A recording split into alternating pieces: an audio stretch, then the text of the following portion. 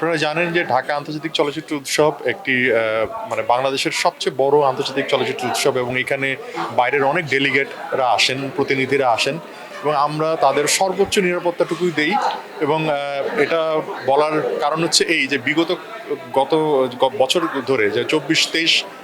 23টি যে এডিশন হচ্ছে সেখানে কিন্তু কোনো রকম কোনো অপ্রীতিকর কোনো ঘটনা ঘটেনি, কারণ আমরা সর্বোচ্চ পর্যায়ে আসলে তাদের নিরাপত্তা, তাদের যে কমফোর্ট সেটা আমরা খেয়াল রাখি। এবং এবারও শুধুমাত্র বিদেশি প্রতিনিধিদের কথা বলবো কেন,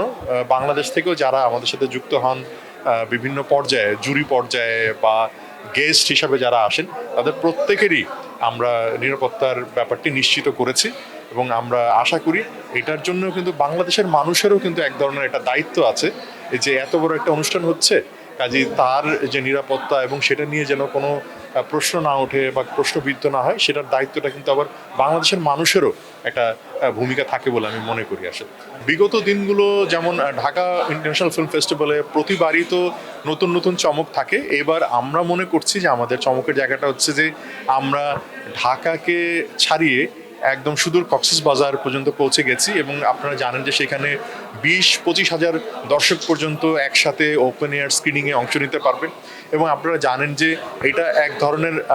যেটা ইউরোপে আমরা দেখে থাকি, সেই চর্চাটা কিন্তু এই বাংলাদেশে আমরা করতে পারছি এই প্রথমবারের মতো। এবং আমরা এই মনে করি যে এই চর্চার মধ্য দিয়ে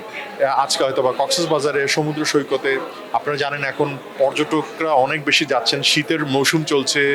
ছুটি চলছে বাচ্চাদের, কাজে অনেকেই ওইখানে যাচ্ছেন ঘোরার জন্যে। কাজে এই ঘুরতে গিয়ে তারা এই চলচ্চিত্র উপভোগ করবেন। এই ভ্রমণের মধ্যে চলচ্চিত্র তাদের একটা মানে বিনোদনের একটি মাত্রা যোগ করবে, এটা আমাদের জন্য অনেক বড় পাওয়া। এবং আমরা মনে করছি আগামীতে হয়তো বা এরকম যে সমস্ত পর্যটকরা যে সমস্ত জায়গায় যায় সেই সমস্ত জায়গায় হয়তো বা আমরা এই জানুয়ারি মাসটা যেহেতু অনেক বেশি মানুষ ভ্রমণ করেন, সেই সমস্ত জায়গায় আমরা হয়তো বা পৌঁছানোর চেষ্টা করব। দেখা যাক, আমরা আশাবাদী।